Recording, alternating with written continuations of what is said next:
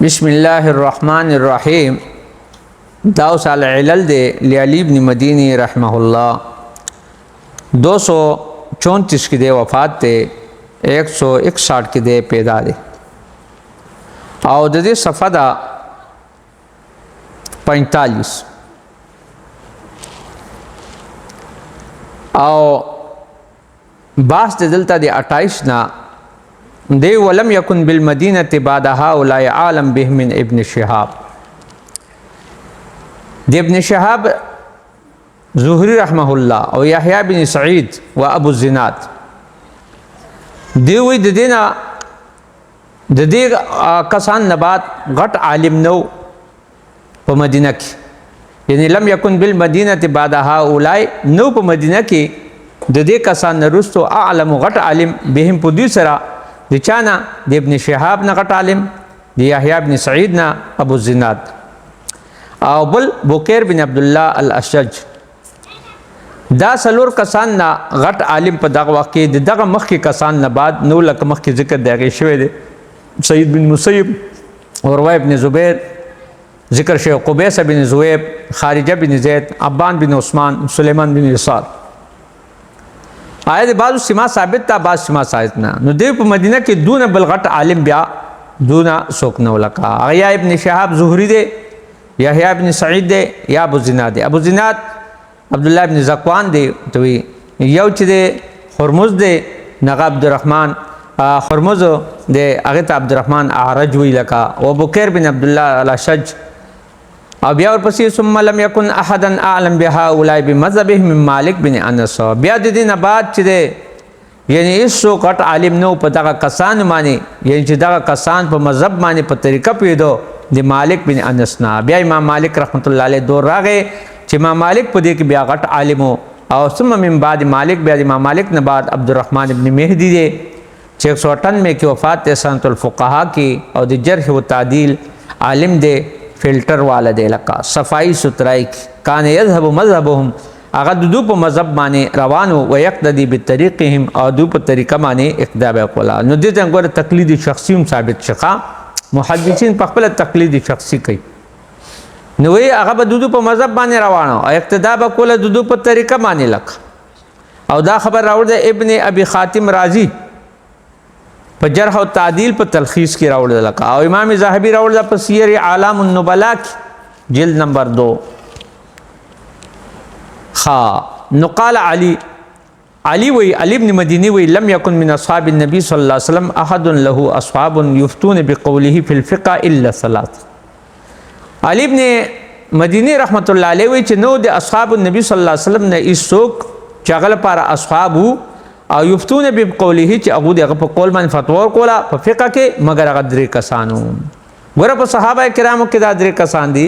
چې دودو په قول باندې به خلکو قول کو او فتوا به ورکوله او هغه به ترجیح ورکوله تقلید به کو عبدالله ابن مسعود نمبر 1 نمبر 2 زید بن ثابت او دریم چې ابن عباس کان لکل رجل منهم اصحابا دے کہ ہر کس لپاره مرګریو یعنی ساتیانو ساتین مرشد یعنی شاگردانو یقومون بقوله چې داغه په قول به ودرې قل دی عبد الله ابن مسعود مرګي پاک قول به ولاړو زید بن ثابت په قول به صحابه ولاړو او د ابن عباس شاگردان داغه په شاه دغه به ولاړو لک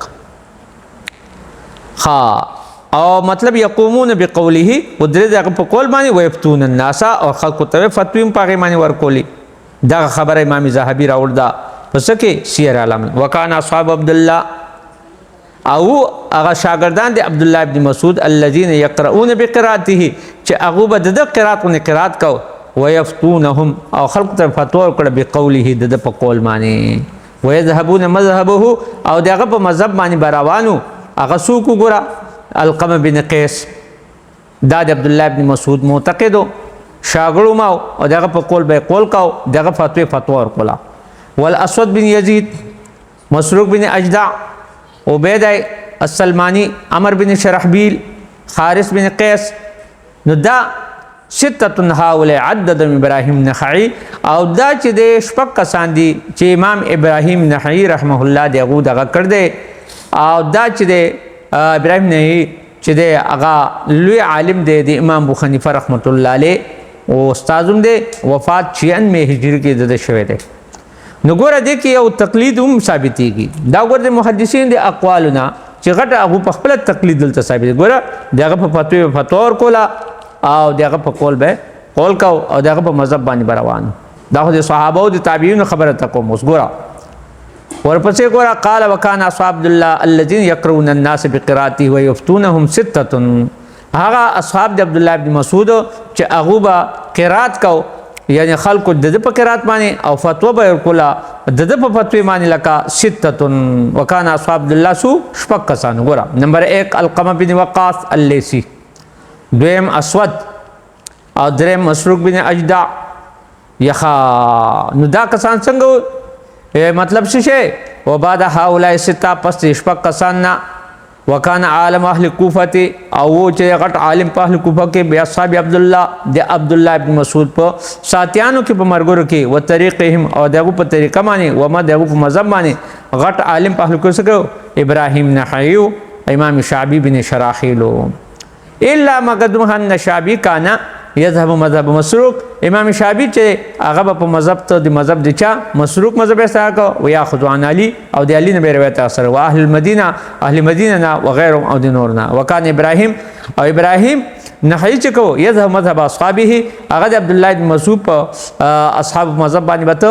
چې هغه اصحاب د عبد الله او هؤلاء دا کسان لقا کان ابو اسحاق و د ابو اسحاق او سليمان العمش هغه عالم اهل کوفه ته د کوفی غټ علماء يذهب بمذهب عبد الله وطريقه دود عبد الله بن مسعود په طریقه په مذهب روان دی په طریقه او دارنګ والحکم بعد هذين او حکم یې پست په دغه باندې لگا وکانه سفیان بن سعید هو عالم الناس بهذين هغه غټ عالم په دومانه او به حدیث هم دو په حدیث معنی او دو په طریقه معنی په حدیث معنی غټ علم والدا او پیدا وکانه يحيى بن سعيد قطان چې داوم د جرح او تعدیل امام دی او يحيى بن سعيد قطان يحب سفيان هغه محبت ساتو سفيان سوري سره سفيان دی سوري سره ويحب هذا الطريق اور هغه دا طریقه چې ده کنه هغه با خخولا ولا يقدم عليه احدا او په دې به بل څوک نه مقدم کاو